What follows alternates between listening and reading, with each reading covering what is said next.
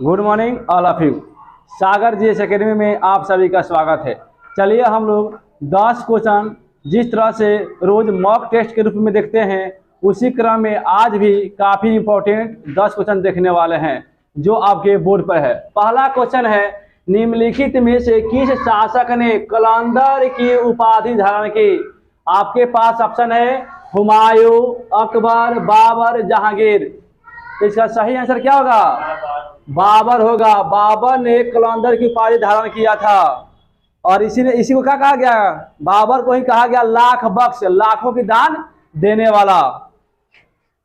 और बाबर ने ही क्या मुगल वंश की नींव रखी। कब?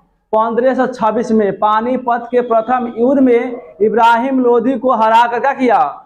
आगरा पर मुगल वंश की नींव रखा। अगला क्वेश्चन है, निम्न में किस शासक को जिंदा पीर कहा जाता है?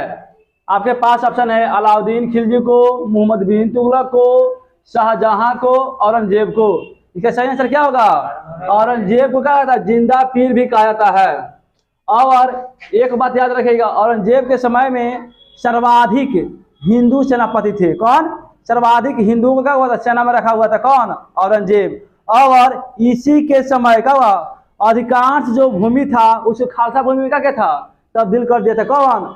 औरंगजेब। खालसा भूमि में तब्दील कर दिया था। कौन? औरंगजेब। अगला क्वेश्चन है ना, खालसा भूमि में अलाउद्दीन खिलजी किया था। अगला क्वेश्चन है कि भारत में चिश्ती संप्रदाय के संस्थापक किसको माना जाता है?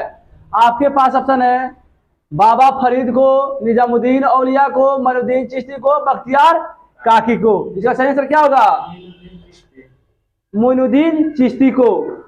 कब हुआ? यही कब? भारत में दो संप्रदाय काफी महत्वपूर्ण था। कौन? चिश्ती संप्रदाय और सुहावर्दी। सूफी के अंदर कहिए सुहावर्दी। तो चिश्ती संप्रदाय के जो संस्थापक थे मोइनुद्दीन चिश्ती थे। बाबा फरीद किसके चला थे? बख्तियार काकी के चला थे ना। और निजामुद्दीन औलिया बाबा फरीद का ना। और निजामुद्दीन औलिया चला कौन था? अमीर खुसरो था। इसका सही आंसर क्या होगा? मोइनुद्दीन चिश्ती। अगला क्वेश्चन है कि पुरंदर की संधि किनके बीच हुआ? आपके पास ऑप्शन है ना, पुरंदर की संधि कब हुआ था? 1776 में। पुरंदर की संधि कब हुआ था? 1776 में। आपके पास ऑप्शन है शिवाजी और औरंगजेब के बीच हुआ था, जय सिंह और शिवाजी के बीच हुआ था, औरंगजेब और दारा सिकोह के बीच हुआ था, इनमें से कोई नहीं। इसका सही आंसर क्या होगा? जय सिंह और शिवाजी के बीच हुआ था। इसी संधि के परिणाम स्वरूप क्या हुआ? शिवाजी उसके दरबार में गए थे ना, जहां पर क्या हुआ? औरंगजेब ने कहाँ डलवा दिया था? जयपुर के भवन में। अगला क्वेश्चन है, निम्न में से किस शासक के शासन काल को स्थापत्य कला का स्वर्ण काल कहा जाता है? आपके पास ऑप्शन है बाबर को, अकबर को, शाहजहां को, जहांगीर को। इसका सही आंसर क्या होगा? शाहजहां के काल को क्या कहा था? स्थापत्य कला का स्वर्ण काल कहा जाता है। इसी ने क्या किया था? जो आगरा का क्या हुआ? आगरा का मोती मस्जिद का निर्माण करवाया था, दिल्ली में जामा मस्जिद का निर्माण करवाया था, और दिल्ली में लाल किला का, आगरा में ताजमहल का क्या हुआ था? काफी काम करवाया था।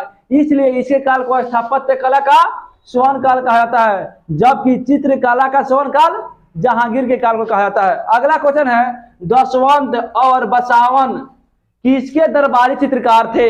आपके पास ऑप्शन है शाहजहां, जहांगीर, अकबर, औरंगजेब। इसका सही आंसर क्या होगा? अकबर होगा। अकबर के जो दो चित्रकार थे, कौन? दशवंत और बसावन, उसके का था उसके दरबार में रहते थे। काफी बार पढ़ाए आपके पास, कब? आपके नोट्स में भी है। यहाँ पे आप लोग गलती किए हैं, अधिकांश लोगों को गलती हो गया। अगला क्वेश्चन देखिए, अकबर के 9 रत्न में कौन शामिल नहीं था? कौन शामिल नहीं था उसको देखना है। तो आपके पास ऑप्शन है टोडरमल, महेश दास, भगवान दास, राजा मान सिंह। इसका सही आंसर क्या होगा? इसका होगा भगवान दास इसके 9 रत्न में शामिल नहीं था, बल्कि का टोडरमल भी शामिल था, महेश दास यानी बीरबल था शामिल था, और राजा मान सिंह भी शामिल थे। अगला क्वेश्चन है, बिहार के सर्वाधिक घनत्व वाला जिला कौन है? यानी सर्वाधिक जन घनत्व वाला जिला कौन सा है? आपके पास ऑप्शन है पटना, भागलपुर, शिवहर, बेगूसराय। इसका सही आंसर क्या होगा? शिवहर होगा। अब पूछा जाए कि भारत में सर्वाधिक जन घनत्व वाला राज्य कौन सा है, तो होगा बिहार। कौन है? बिहार, जहां पे जनघनत्व कितना है? 1106 व्यक्ति प्रति वर्ग किलोमीटर है। सबसे न्यूनतम जनघनत्व किस राज्य का है? अरुणाचल प्रदेश का। कहां पे है?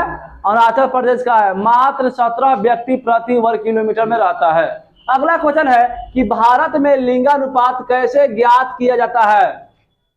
1000 महिलाओं पर पुरुषों की संख्या से, 1000 पुरुषों पर महिलाओं की संख्या से, 100 पुरुषों पर महिलाओं की संख्या से, 100 महिलाओं पर पुरुषों की संख्या से। इसका सही आंसर क्या होगा? बी हो जाएगा। 1000 पुरुषों पर महिलाओं की संख्या से ज्ञात किया जाता है। जबकि विभिन्न देशों में क्या हुआ? भारत को छोड़कर विभिन्न देशों में क्या होता है? महिलाओं की संख्या पर ना 1000 महिलाओं पर रहता है, पुरुषों की संख्या कितना है? यहाँ पे देखिएगा, एक काफी रोचक बात बताने वाले हैं। यानी अगर सर्वाधिक लिंगानुपात देखा जाए पूरा विश्व में तो सर्वाधिक लिंगानुपात कहाँ का है? तो वह लातविया का है। कहाँ का है? लातविया, जो कहा यूरोप का एक देश है। वहां पे क्या है? 85 पुरुषों पर 100 महिलाएं हैं। कितना? 85 पुरुषों पर 100 महिलाएं पड़ती है ना। और सर्वाधिक न्यूनतम लिंगानुपात किस देश का है? तो वो है यूएई, संयुक्त अरब अमीरात का। वहां पे 100 महिलाओं पे कितना? 100 महिलाओं पर 311 पुरुष है। यानी क्या हुआ? 100 से 100 को बिया हो जाएगा, 211 क्या हो जाएगा? बांटा रह जाएगा ना जी। ऐसा होता नहीं है। देखिए, और पूरे विश्व का ना, अगर पूरे विश्व का देखा जाए लिंगानुपात ना,